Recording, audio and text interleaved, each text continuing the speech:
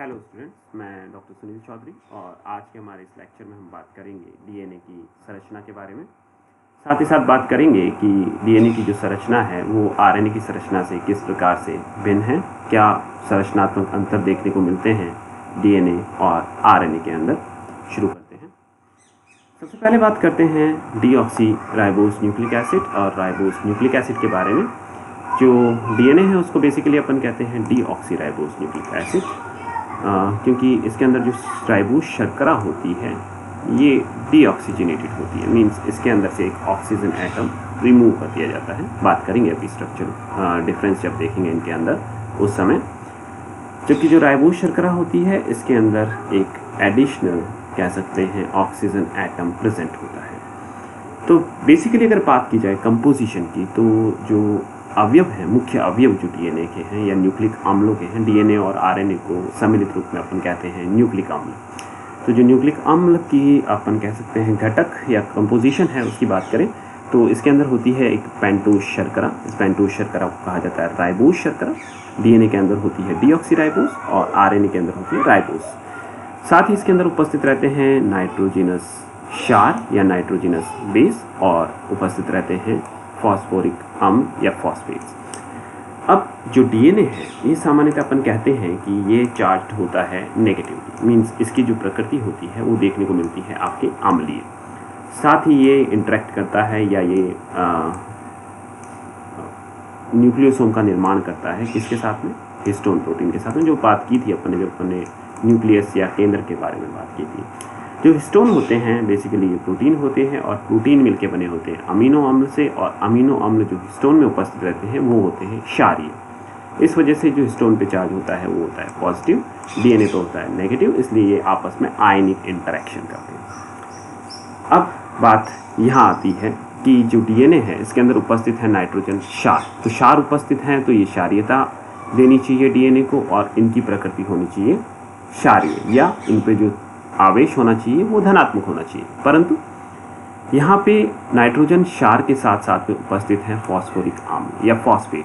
अब जो अम्लीयता देते हैं ये फॉस्फेट्स डीएनए को वो कहीं ज़्यादा होती है उस क्षारीयता से जो देते हैं नाइट्रोजन क्षार। इसलिए जो ओवरऑल जो नेचर होता है डीएनए का दैट इज एसिडिक और चार्ज होता है नेगेटिव।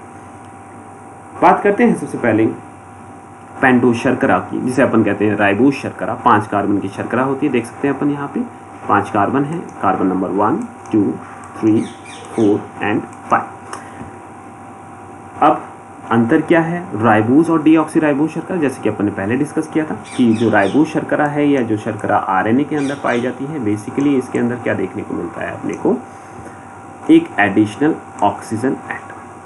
तो इसे कहा जाता है राइबोस शर्करा, यानी 2 प्राइम जो कार्बन है उस पे एक ऑक्सीजन एटम उपस्थित रहता है राइबोस शर्करा में, जबकि डीऑक्सी राइबोस शर्करा में यहाँ पे ऑक्सीजन एटम नहीं होता है, इसलिए इसे कहते हैं डीऑक्सी राइबोस शर्करा। तो डीएनए में प्रेजेंट रहती है डीऑक्सी राइबोस शर्करा और आरएनए में प्रेजेंट रहती है राइबोस शर्करा। नेक्स्ट जो कंपोनेंट है वो है नाइट्रोजन क्षार। नाइट्रोजन क्षार को अपन 2 कैटेगरीज के अंदर या 2 भागों में बांट सकते हैं। एक होते हैं प्यूरिन्स वो जिसके अंदर डबल रिंग संरचना होती है, और पायरिमिडिन्स जिनके अंदर सिंगल रिंग संरचना होती है। तो डबल रिंग संरचना में आते हैं आपके एडेनिन और ग्वानिन, जबकि सिंगल रिंग संरचना के अंदर आते हैं आपके साइटोसिन, यूरासिल और थाइमिन। अब जो डीएनए है उसकी बात करें या आरएनए की बात करें तो जो एडेनिन या यूँ कहते हैं कि जो प्यूरिन्स हैं जिसके अंदर एडेनिन और ग्वानिन है, ये तो दोनों के अंदर ही प्रेजेंट रहते हैं, यानी एडेनिन और ग्वानिन चाहे वो डीएनए हो चाहे आरएनए हो दोनों के अंदर प्रेजेंट रहेंगे। जबकि यदि बात करें पायरिमिडिन्स की तो डीएनए के अंदर पाए जाते हैं आपके साइटोसिन और थाइमिन, यानी डीएनए के अंदर प्रेजेंट रहेंगे साइटोसिन और थाइमिन। जबकि यदि आरएनए की बात की जाए तो वहाँ पे थाइमिन के स्थान पर पाया जाता है यूरेसिल। तो आरएनए की कंपोजिशन की बात की जाए तो पायरिमिडिन्स के अंदर वहाँ उपस्थित रहता है साइटोसिन और यूरेसिल। डीएनए की बात की जाए तो साइटोसिन और थाइमिन। नेक्स्ट बात करते हैं न्यूक्लियोसाइड्स के बारे में। न्यूक्लियोसाइड बेसिकली क्या स्ट्रक्चर है कि जब पेंटोज शुगर या राइबोस जो शर्करा होती है, या डीएनए की बात करें तो डीऑक्सीराइबोस जो शर्करा होती है, वो जब बॉन्डिंग करती है, बंध बनाती है किसके साथ में, नाइट्रोजन क्षार के साथ में, तो इस जो संरचना है, सम्मिलित रूप में इस संरचना को कहा जाता है आपके न्यूक्लियोसाइड। जैसे अपन ने बात की थी कि एडेनिन, यहाँ पे देख सकते हैं एडेनिन एक नाइट्रोजन क्षार है, जबकि एडिनोसिन, एडिनोसिन मीन्स जब एडेनिन के साथ में जुड़ गई है एक 5 कार्बन की शर्करा, तो इसे कह दिया गया है एडिनोसिन।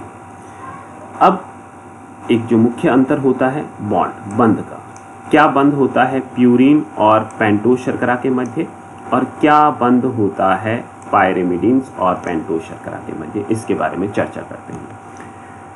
सबसे पहले बात करते हैं प्यूरिन्स और पेंटोज के मध्य पाए जाने वाले बंध की। तो यहाँ पे जो कार्बन संख्या 1 है और जो नाइट्रोजन संख्या 9 है, इनके मध्य बॉन्डिंग देखने को मिलती है। एक और इंटरेस्टिंग बात ये है कि जो न्यूक्लियोसाइड्स हैं, या डीएनए के अंदर अगर बात कर लें अपन, या आरएनए के अंदर बात कर लें अपन, तो जो नाइट्रोजन क्षार होते हैं ये अपने एंटी कॉन्फ़िगरेशन में होते हैं, सिन कॉन्फ़िगरेशन में नहीं होते। देख सकते हैं अपन कि यहाँ पे जो एडेनिन का कॉन्फ़िगरेशन है ये एक सिन कॉन्फ़िगरेशन है, ठीक है, जबकि यहाँ पे ये एंटी कॉन्फ़िगरेशन के अंदर मौजूद हैं, रिवर्स पैटर्न के अंदर मौजूद हैं।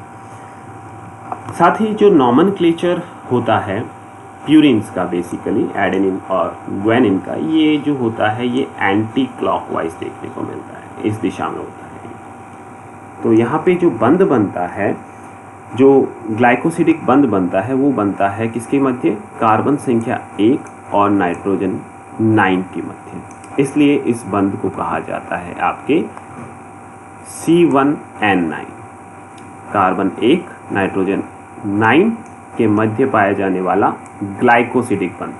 ग्लाइकोसिडिक बंध सामान्यतः जो शर्कराएं हैं वह जब बंध का निर्माण करती है, यदि शर्करा शर्करा के साथ में बंध का निर्माण कर रही है तो उसे कहा जाता है ओ ग्लाइकोसिडिक बंध। वहीं अगर शर्करा किसी नॉन शुगर के साथ में या किसी ऐसे मॉलिक्यूल के साथ में बंध का निर्माण कर रही है जो शर्करा नहीं है, तो उसे कहा जाएगा एन ग्लाइकोसिडिक बॉन्ड। क्योंकि यहाँ पे शर्करा और नाइट्रोजन क्षार के मध्य बंध है, इसलिए इसे कहा जा रहा है आपके एन ग्लाइकोसिडिक बॉन्ड। तो C1N9 एन ग्लाइकोसिडिक बॉन्ड। और एंटी इसको इसलिए कहा क्योंकि जो नाइट्रोजन बेस है यहाँ पे किस कॉन्फ़िगरेशन में है, रिवर्स कॉन्फ़िगरेशन में है, एंटी कॉन्फ़िगरेशन में है, इसलिए इसे कहा गया है एंटी। नेक्स्ट जो इसमें चीज़ है वो है बीटा। बीटा इसलिए कहते हैं क्योंकि जो शुगर का कॉन्फ़िगरेशन है, यहाँ पे जो शर्करा है इसमें जो OH ग्रुप है कार्बन नंबर 1 के ऊपर, रिएक्टिव कार्बन के ऊपर, ये ऊपर की दिशा में है, इस डायरेक्शन के अंदर है। और यहीं अगर ये OH नीचे की डायरेक्शन में होता है तो इसे अपन कहते हैं अल्फा। एनोमर्स होते हैं, ये बात कर सकते हैं इसके आगे अपन जब अपन बात करेंगे शुगर्स के बारे में। तो यहाँ पे सिर्फ इतना समझना है कि क्योंकि OH ग्रुप है इस शर्करा के अंदर, अबाउट साइड या अपर साइड के अंदर होता है, इसलिए इसे कहा जाता है आपके बीटा कॉन्फ़िगरेशन। तो यहाँ पे जो बॉन्ड हो गया उसको अपन अब कह सकते हैं anti beta C1N9 N glycosidic bond. Similarly यदि जो नाइट्रोजन बेस है वो एडेनिन नहीं होकर के क्या है, ग्वानिन है, ठीक है। तो ग्वानिन का एडिशन शुगर के साथ में न्यूक्लियोसाइड बनाएगा और वो न्यूक्लियोसाइड क्या कहलाएगा, ग्वानोसिन कहलाएगा। तो न्यूक्लियोसाइड को कहेंगे ग्वानोसिन, नाइट्रोजन बेस को कहेंगे ग्वानिन, आप कहेंगे इसको ग्वानोसिन। सिमिलरली यहाँ पे भी जो बॉन्ड होगा वो वही बॉन्ड होगा, प्यूरिन्स के अंदर एक ही तरीके की बॉन्डिंग पाई जाती है, और बॉन्ड होगा आपके कार्बन नंबर 1 और नाइट्रोजन संख्या 9 के मध्य, जिसे कहेंगे अपन anti beta C1N9 N glycosidic bond. Next जो डिफरेंस है वो बात करते हैं पायरिमिडीन्स और पायरिमिडीन्स और पेंटोज के मध्य जो बंध होता है। यहाँ इंटरेस्टिंग बात ये है कि नॉमेनक्लेचर जो होता है यहाँ पे वो क्लॉकवाइज होता है, ठीक है। तो यहाँ पे जो बॉन्डिंग होती है बेसिकली वो होती है आपके कार्बन संख्या 1 और नाइट्रोजन संख्या 1 के मध्य, ठीक है। तो इस प्रकार का जो बॉन्ड होता है उसे अपन कहेंगे एंटी बीटा C1N1, है ना। कार्बन भी 1, नाइट्रोजन भी 1, एन ग्लाइकोसिडिक बॉन्ड, क्योंकि ये शुगर और नॉन शुगर के बीच में बॉन्ड है तो एन ग्लाइकोसिडिक बॉन्ड कहेंगे अपन।